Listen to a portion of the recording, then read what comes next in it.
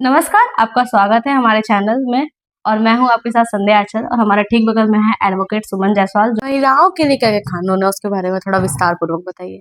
देखिए, महिलाओं के लिए तो स्पेशल एक्ट भी बनाया गया है, तो डोमेस्टिक वायलेंस एक्ट बोलते हैं, जो घरेलू हिंसा इसको हिंदी में जानते हैं।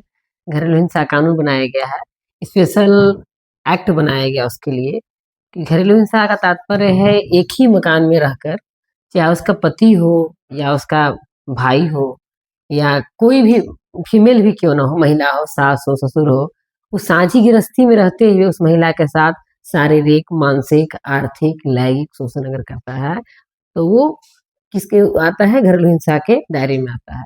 उसमें इसके अंदर हम लोग आवेदन दे सकते हैं, न्यायालय में भी कर सकते हैं और यहाँ डीसीपीओ के यहाँ भी देते हैं आवेदन। तो अगर कोई महिला के साथ कोई पति उसका शराब पी के मारपीट कर रहा है या फिर कोई कुंवारी लड़की है और उसका भाई हो या कोई व्यक्ति हो जिसके साथ बेवजह का मारपीट कर रहा है, शारीरिक रूप से मारपीट कर रहा है, तो वो शारीरिक हिंसा में आता है।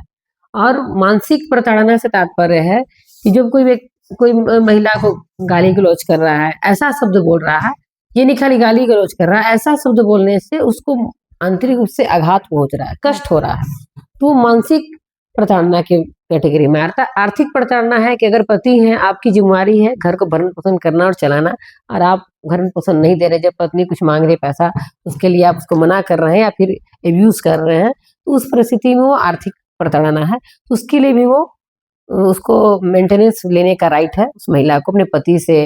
अगर माँ बाप है तो बेटा से भी अपना भरण पोषण लेने के लिए फैमिली कोर्ट में केस फाइल कर सकते हैं, या डोमेस्टिक वायलेंस के अंतर्गत भी वो उनको भरण पोषण मिलने का अधिकार बनता है।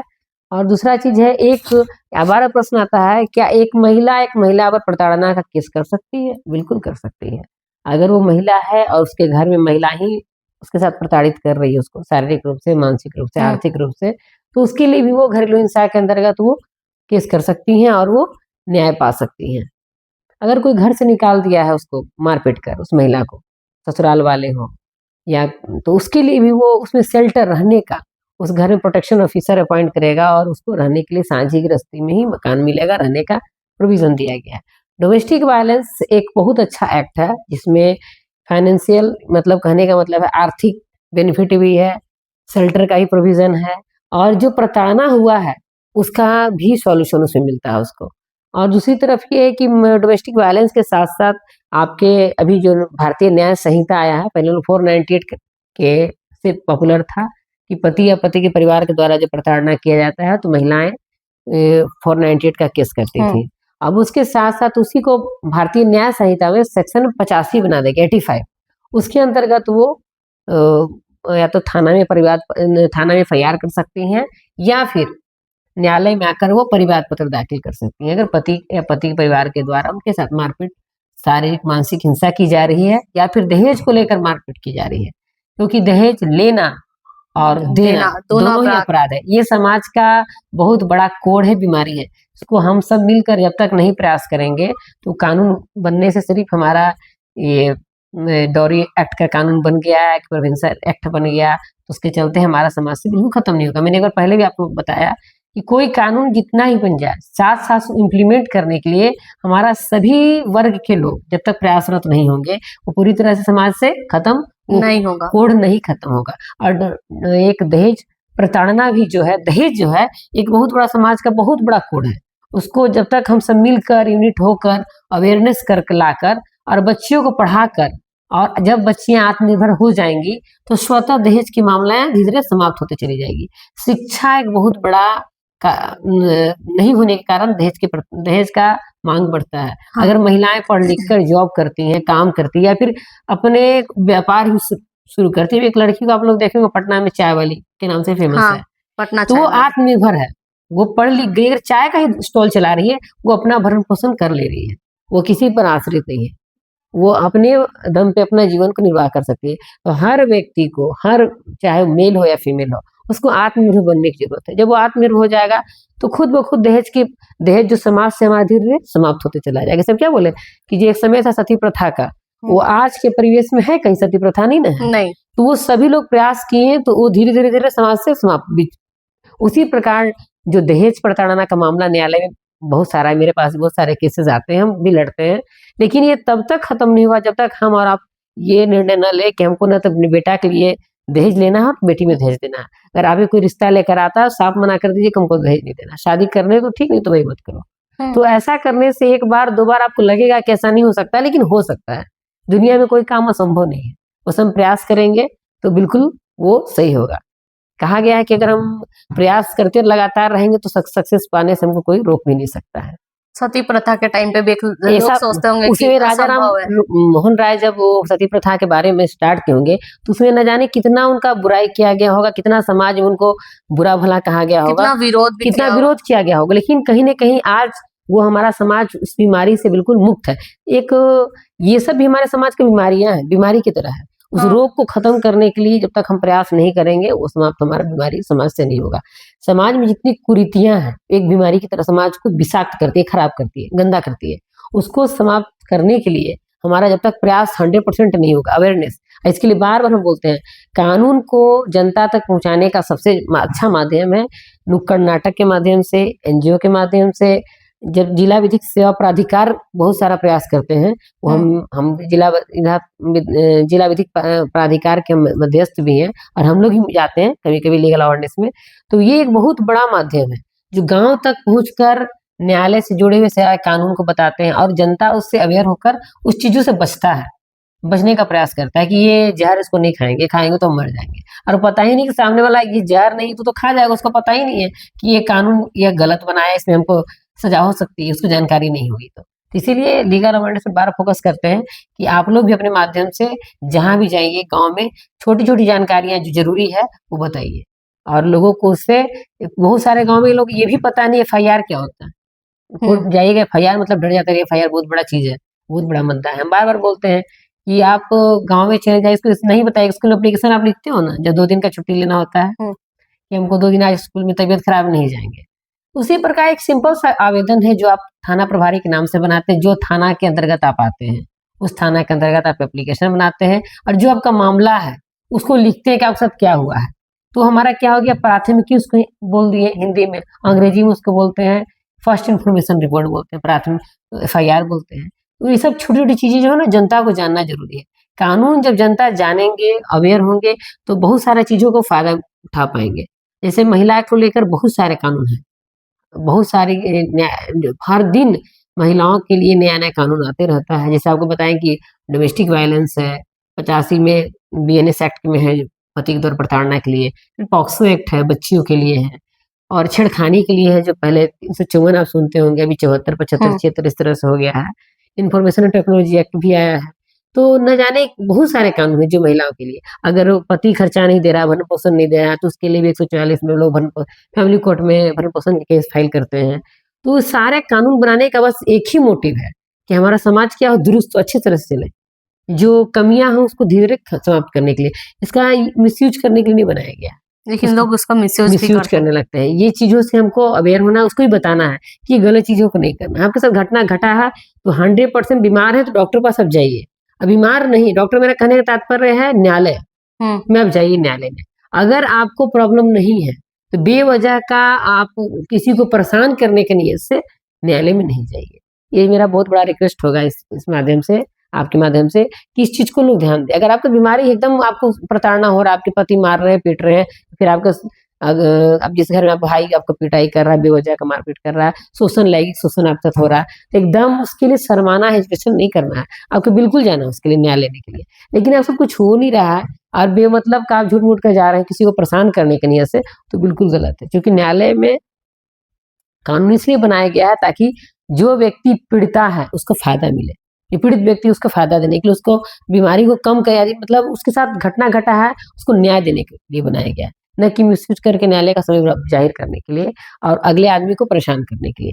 तो इस पर भी ध्यान देना है और हमको हमेशा अधिकार की बात सोचना है, कर्तव्य भी सोचना है कि हमारा अगर राइट्स है तो हमारी महिला होना एक अच्छा बात है, बहुत गर्व की बात है। मैं गर्व समझती हूँ कि मैं महिला हूँ और इस माध्यम से भी कहना चाहते हूँ हर महिला सशक्त है, अपने आप में परिपूर्ण है, बस उसको जानने की जरूरत है कि अपने हम कितना एफर्ट को, कितना अपने आप को पहचानते हैं और कितना अपने आप को निखार पाते हैं, वरना कोई महिला किसी से भी कम नहीं है। आज के समाज में सारी महिलाएं पूरी तरह सशक्त हैं, चाहे वो सब्जी बेचकर अपना जीवन निर्वाह कर रही है, वो भी आत्मनिर्भर महिला है।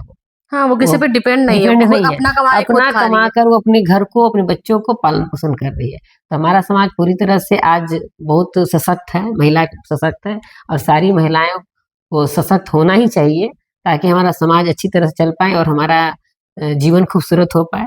इतना ही कहना चाहूंगी, और ऐसे आपसे तुमसे बात करके बहुत अच्छा लगा। बहुत बहुत thank you so much. Thank you, thank you.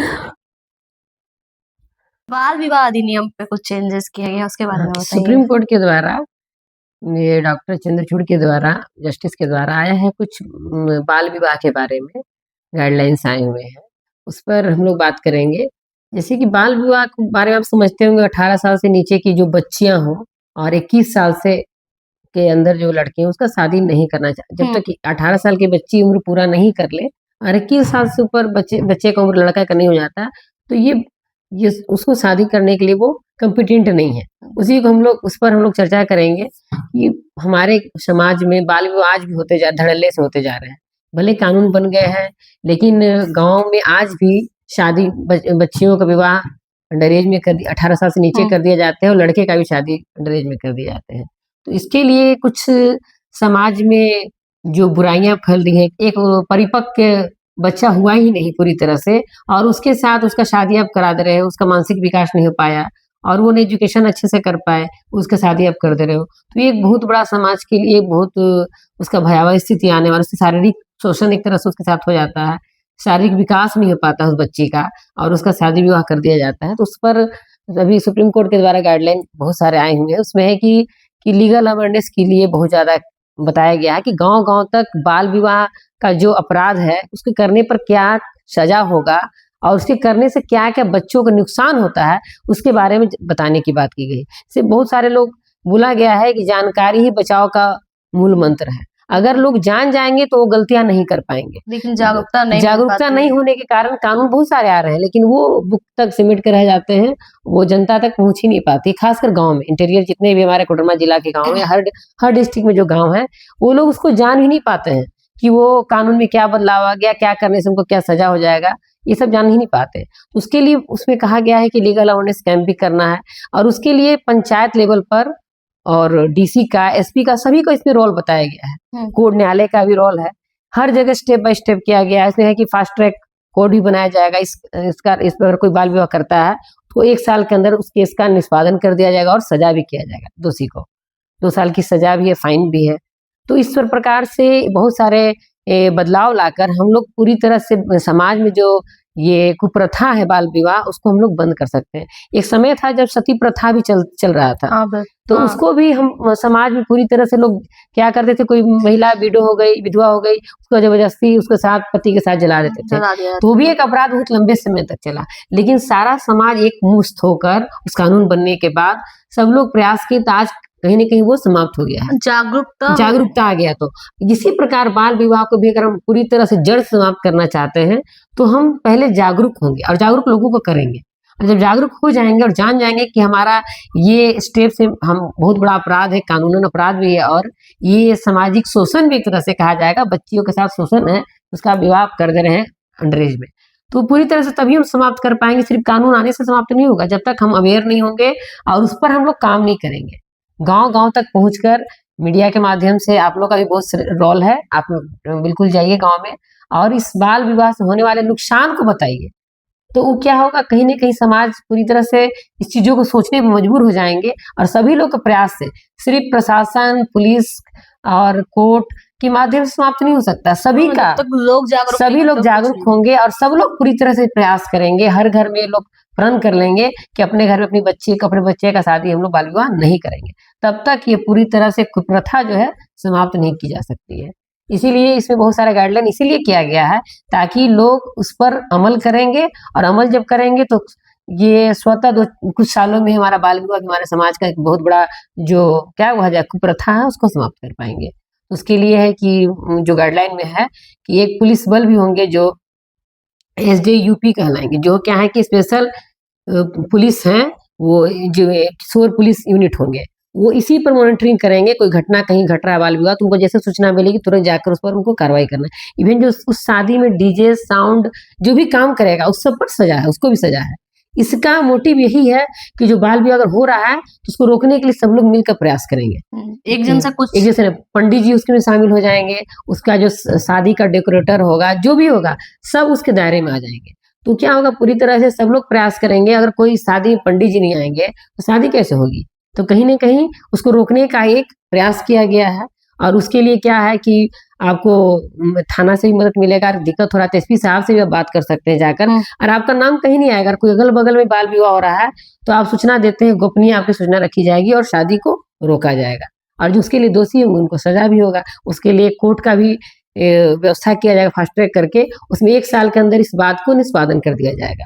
तो इस प्रकार से पूरी तरह से प्रयास होगा कि बच्चे अपने उम्र के पूर्ण होने पर भी जब तक वो मेजर नहीं होते हैं उनकी शादी नहीं हो पाए। उससे उनका क्या होगा, मानसिक विकास होगा, वो पढ़ाई कर पाएंगे और समाज, एक खूबसूरत समाज का निर्माण हो पाएगा। ये मोटिव हम सभी का होना चाहिए, तभी हम बाल विवाह को रोक पाएंगे और पूरी तरह से जो नया निर्णय आया है सुप्रीम कोर्ट का उसको हम लोग अमल कर पाएंगे। थैंक यू मैम, आपने अपना इम्पोर्टेंट टाइम हमें दिया। ठीक है। आपने सुना एडवोकेट सुमन जायसवाल को। हम मिलेंगे अगले वीडियो के साथ, तब तक के लिए नमस्कार।